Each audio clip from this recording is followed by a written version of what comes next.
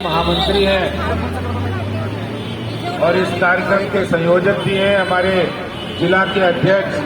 श्री राजेश गोयल जी, श्री भारत भूषण मदान जी, श्री विपिन मल्होत्रा जी और हमारी महिला मोर्चा की अध्यक्षा योगिता सिंह जी, युवा मोर्चा की अध्यक्ष वासु रुखड़ जी, हमारी प्रदेश के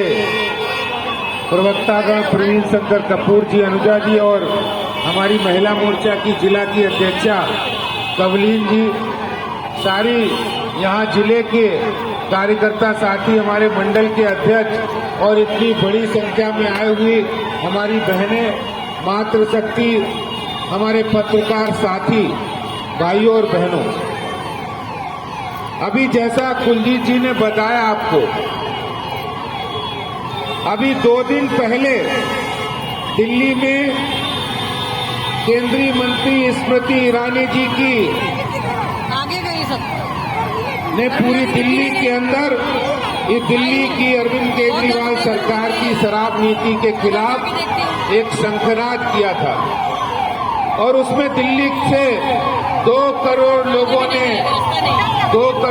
तक वो आवाज बुलंद हुई है।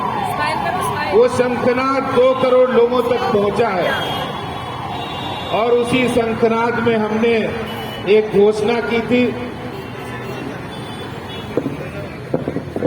हमने घोषणा की थी कि हम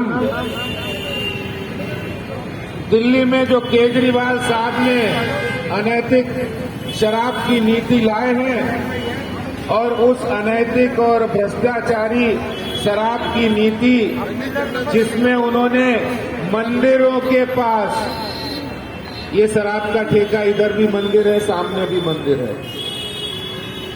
स्कूलों के पास जहां बच्चे पढ़ने जाते हैं और अगर आज जो नशे की लत बच्चों को लगती है उसकी शुरुआत वहीं से होती है। ऐसी शराब के ठेकों को सबसे पहले भारतीय जनता पार्टी के कार्यकर्ता, अगर केजरीवाल साहब ने उसको सील नहीं किया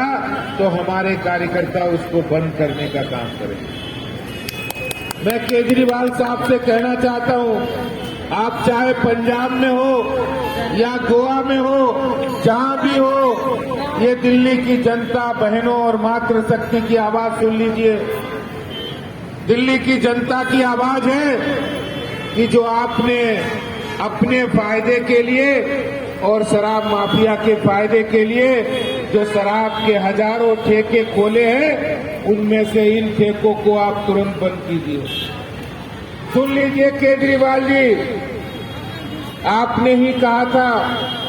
उस स्वराज पुस्तक में 7 साल पहले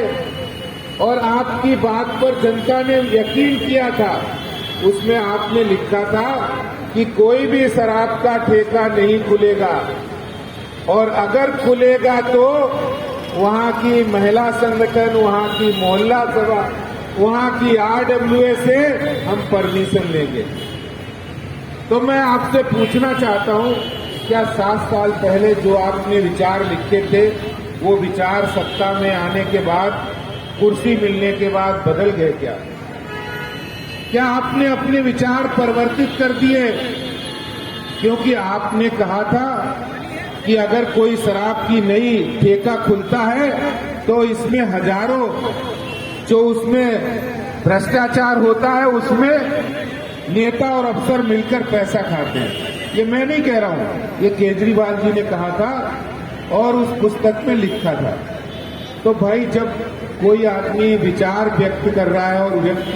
सिर्फ भाषण में नहीं, वो किताब में लिख रहा है, तो या तो वो जो उन्होंने बात कही वो पूरे मन और सच्चाई के साथ नहीं कही, या तो उसमें कोई झूठ है, या अब केजरीवाल जी बदल गए हैं कुर्सी पाने के बाद।